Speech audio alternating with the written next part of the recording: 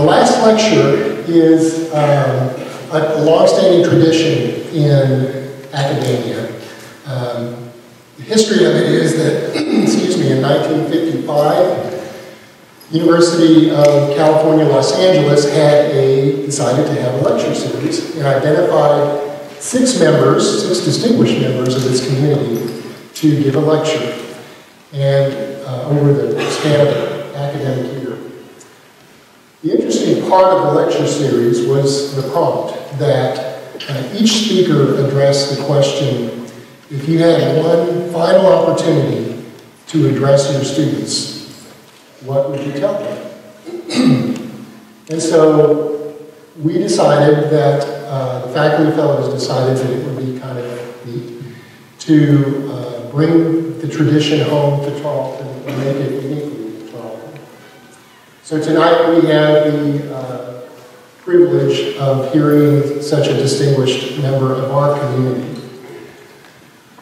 When we discussed when we started talking about who would be sort of a good person to kick off this series, it took us only about as long as it took to say his name to come to a conclusion as to who that person should be. Many of you know him to be, many of you have sat in his classes, you know him to be an engaging speaker, a respected scholar, a trusted colleague, a great mentor, an outstanding leader, and just a great member of the community. He is one that many students look up to and identify him as one who is a great source of inspiration in their careers and in their paths of learning. And he is one that I and other of his colleagues look to as a standard. So with that, we welcome you to the last lecture. Our speaker tonight is Dr. Chris Guthrie, who is the recipient of many awards, recognizing his great career, and he's not finished yet. He is a Regents Professor, is recognized by the Texas A&M University system. He is a holder of the Minnie Piper Stevens Award, which is a statewide recognition. He holds several teaching awards on campus, among them the Jack and Louise Arthur Excellence in Teaching Award and the Ellen Grant Award. Most importantly, or I guess importantly to the faculty fellows, he was one of the first faculty fellows along with Dr. Caleb Peak, and so he in many ways has blazed a trail for faculty development on this campus over the past few years. So with that, we welcome you tonight to the last lecture, Dr. Chris Guthrie.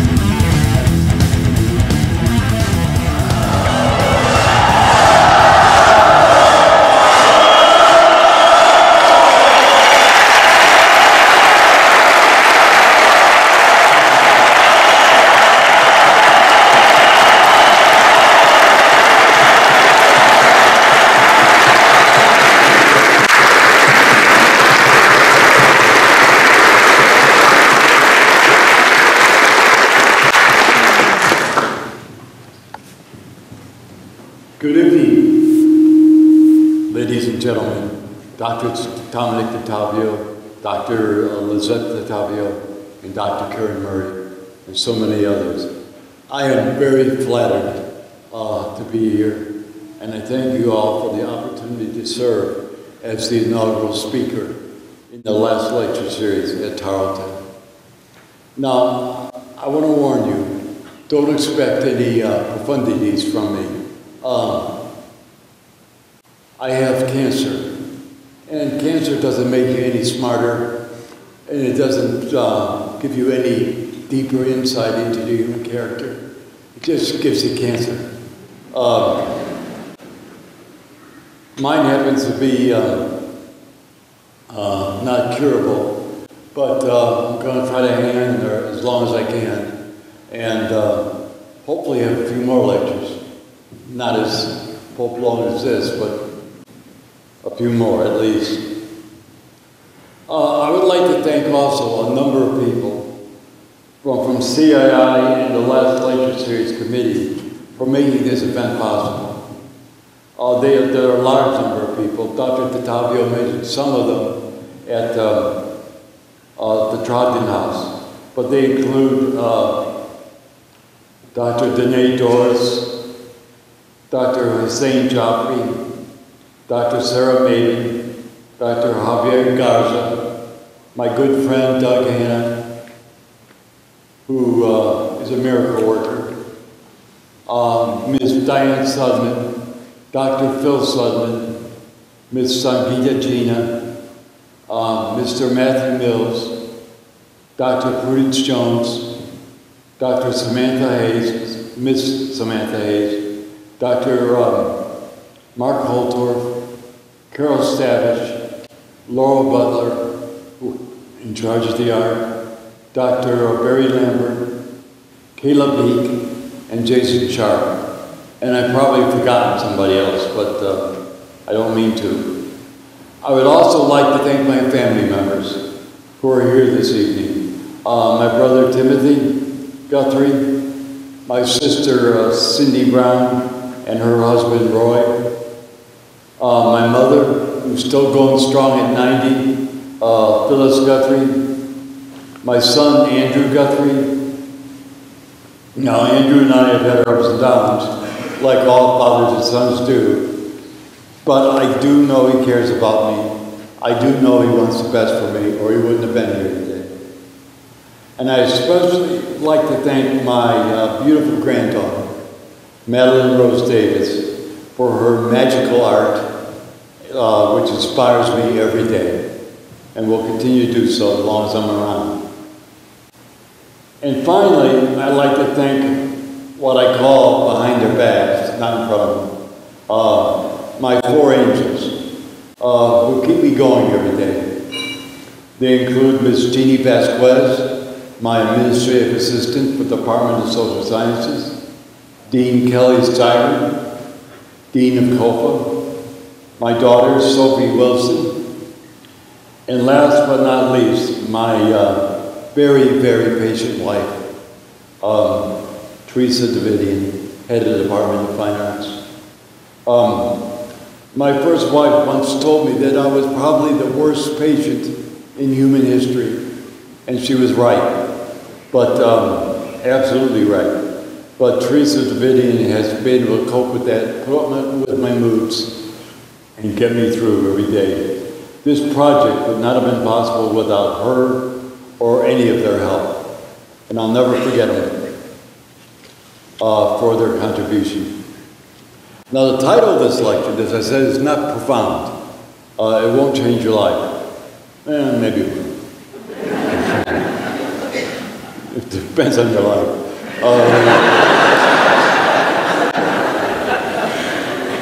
It's called When in Rome, Do as the Romans Do. And it has a long background story. When I was 8 years old, my mother bought me for a birthday present a book entitled A Child's History of the World. Why she did so, I don't really know. You have to ask her, she's here. I I think, guessing at it, it was because I was a kind of uninterested in school, not a good student, and she was trying to invigorate my sense of learning. I was also getting into a few fights at that time, during which I lost one of my eyes. And I think she was trying very hard to pull me back on the right path again. My father was too, but his solution was very simple: move, which we did. We moved from Chicago to a suburb of Chicago, Glenview. Hers was a little bit more complicated, but whatever her reasons, those reasons worked. That little book opened a whole new world for me, opened the door on a whole new world for me, the world of ancient Rome. I read the book from cover to cover at least 3 to 4 times, and I wore the cover off 3 to 4 times. I knew every fact that was in that little book, and it led me to other things Roman movies, for example, Spartacus, Demetrius and the Gladiators, The Road, Ben-Hur, and so forth. I became a walking encyclopedia of Roman history at the age of 9 years old, and drove everybody that I knew crazy with my encyclopedic knowledge of something they didn't care about. But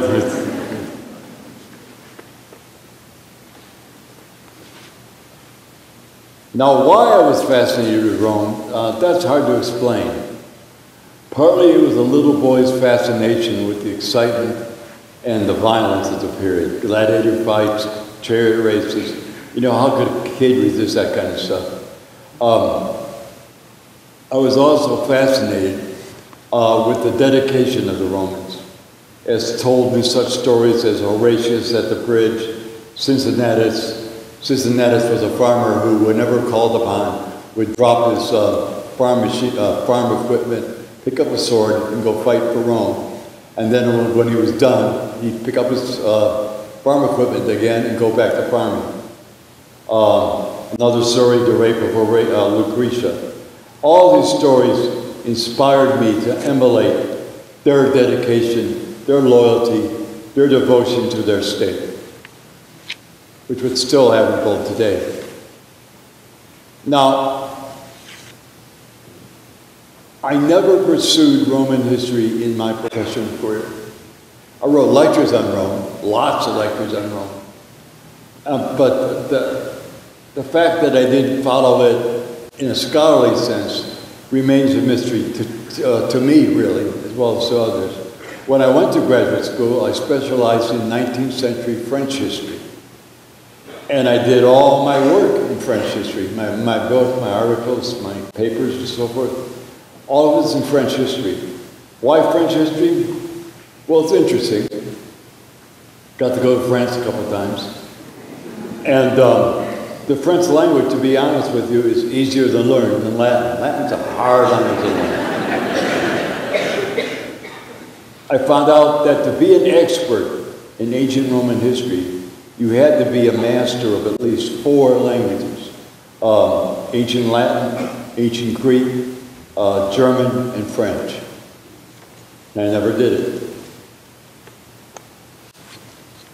So through the roads that we all travel to find our specialty, I ended up in 19th century France, not Rome in the year 1000. And that's the way it goes for all of us. We follow many circuitous routes to find our calling. And those routes may change many times, and do change many times. Even though I never wrote, though, a scholarly work on ancient Rome, my interest remained unabated. And the reason is very simple. It is the nature of Roman history that drew me, and the nature of history itself that drew me.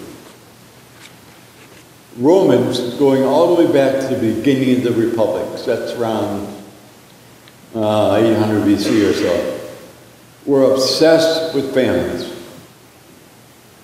We're not talking about the Guthrie family here. Roman families were huge clans made up of immediate family members, workers, and individuals known as clients. Clients were attached to the main family, received benefits from that attachment, and so forth. And it was the job of the head of the family. It was his obligation to make sure that all subsidiary family members were happy and content. So Roman politics did not revolve around issues like American politics do today. They didn't revolve around such things as same-sex marriages, for example, or anything like that. They revolved around family issues, with the assumption that what was good for the family was automatically good for Rome. There were no political parties, just coalitions of clans.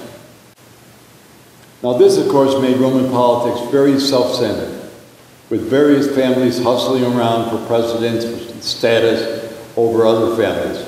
It also made it very difficult, if not impossible, for the Roman Republic to reform itself, to change, since family self-interest blocked all attempts at meaningful reform. Long story short, it proved to be impossible to change the Roman Republic. The only way you could do it was for a bold individual who had no respect for the past, had no respect for traditions, to break through. And usually he could only do so with the help of the army. And this is what Julius Caesar did in 54 BC. He too was motivated by family concerns. His family was the Julii family, and he very much wanted to promote their interests. But he also realized that Rome, well, he also was able to see beyond these concepts towards the welfare of Rome itself. He, in short, knew that Rome as a governmental system would not survive unless the obstacles erected by family ambition were somehow torn down. And that's what he tried to do. He tried to tear down those obstacles. And in attempting to remove these obstacles, he alienated many powerful rival families. You accused him of trying to make himself king. That was a big accusation against Caesar. He was trying to make himself king. Whether he was or not, who knows? But that was the accusation. And he paid for that accusation. He paid for that charge with his life. He was murdered in, I can't remember, 56 BC or something like that. I'm not into dates. Now, following his death, Rome degenerated into civil war, with once again family interest paramount. The Civil War ended with the Battle of Actium, with the defeat of Mark Antony, or Marcus Antonius, and his ally, Cleopatra of Egypt. They both committed suicide in the aftermath of this defeat, and were definitely off the stage. What this did was leave a young 19-year-old individual named Octavian as the sole undefeated master of the Roman world. And what he did was set to work on redesigning a governmental system that would be adequate to ruling a worldwide empire, and eliminating the family politics that had plagued Rome for so long. Octavian changed his name once he assumed power to Augustus, and that's what he's known as today. Augustus, the first Roman emperor, and he would rule Rome for the next 23 years. This is the beginning of the imperial period. Augustus was the first Roman emperor, really. But it was also the beginning of the most interesting period, I think, of Roman history, which was the period of the early emperors. And I have a little video of an extreme version of this period. It's a video of Caligula, who was the third Roman emperor, who is notorious for being a pervert. As you will see in this video, there's very little ambiguity here. And hopefully it'll come on right now. Here we go.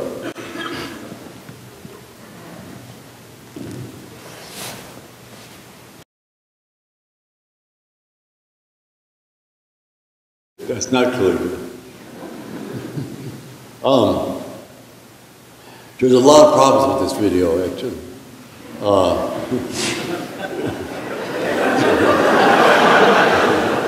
Including the content. We don't know what Roman music was like. They didn't have a system of notation like the Greeks. So whether they had songs like this, who knows? That's just speculation. The second thing we don't know, which is more important, was Caligula himself. Caligula was the third emperor. Caligula meant little booty. It was a nickname that Roman soldiers had given him earlier in his life. We're not sure he was like this. All the early emperors, Tiberius, Caligula, Claudius, Nero, they're fascinating because I think of the lack of veracity regarding their lives. We don't know what they were like. Most of what we know about Caligula, for example, come from his enemies. And I know if one of my enemies is writing my story, he's not going to make me look good. He's going to be dancing around in a bikini.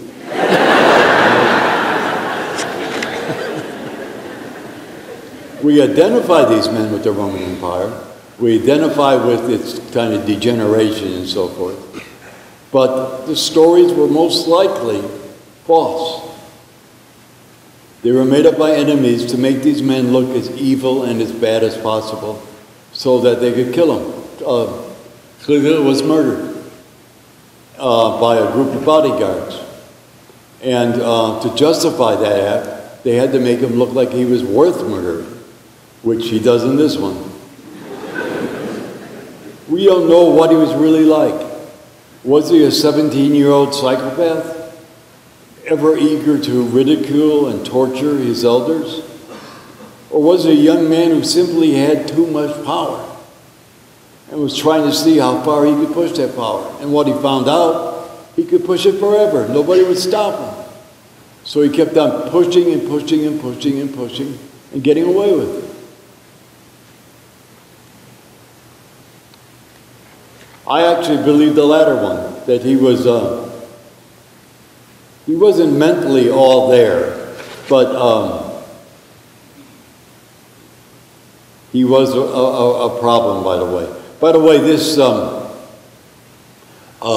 video that we just watched is from a very good show that was on BBC called I, Claudius. It was based on the novel I, Claudius. It was actually about Claudius, but Claudius lived through the reigns of all these individuals and had to put up with them. Another thing I'd like to mention is Nero. Nero has a bad reputation too, of being a blubbering baby, mama's boy, basically. Was he the weak puppet of his mother? His mother was certainly a strong woman. Or was he a young man desperately trying to get away from her apron strings? Who knows? We'll never know for sure because our sources are silent on it. We'll get back to that in a second. But what I'd like to get to now was another kind of misunderstanding about Rome. It's a little long here, but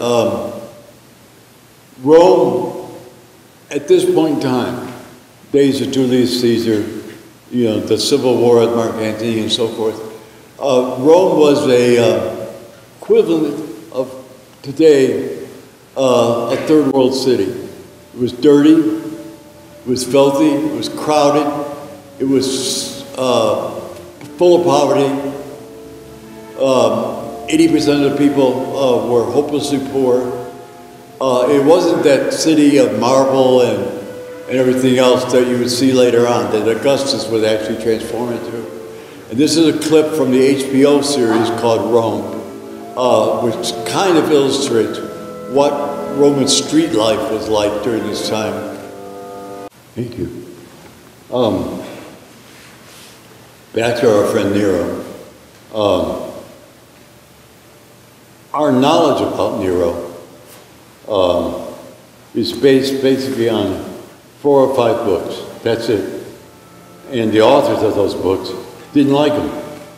Didn't like any of the emperors, really. Thought that Rome was going downhill because of them. And therefore wrote accounts that reinforce that feeling. And that's sad because sources are the basis of history. When I was a graduate student and thought I knew everything in the world, I was talking to this French historian, a real famous French historian named Emmanuel Latterie, and telling him all about these grand plans I had and so forth and so on. And he says, "What are your sources?" And I went, I'll find them. He says, "If you don't have sources, you don't have a topic. Start again," which I did. You can't have history without sources, in other words. And if those sources are distorted, if they're manipulated, we historians have a hard time figuring out what went on. And that's what I like about Rome. A lot of people don't. We don't know what went on for sure. We can only speculate. And this tells us quite a bit, I think, about those who look to the past for the truth. The truth may not be there. It may be buried under a mountain of propaganda, a mountain of slander. And all we can do is dig through this mountain and try to make as much sense of it as we possibly can. And it's this sense of uncertainty which makes history, in particularly Roman history, fascinating to me. I have found that our students, and I don't blame them, I'd want the same thing if I was their age. They want certainty. They want to know that Davy Crockett died at the Alamo. They want to know this. They want to know this. They want to know for sure. But with Roman history, you can't know for sure. And that's what makes it fascinating, really, is the fact you can't know for sure. You can only speculate, but you got a lot of different ways you can go. That's what makes Roman history fascinating for me, at least, and hopefully fascinating to some of you. That's it. Thank you.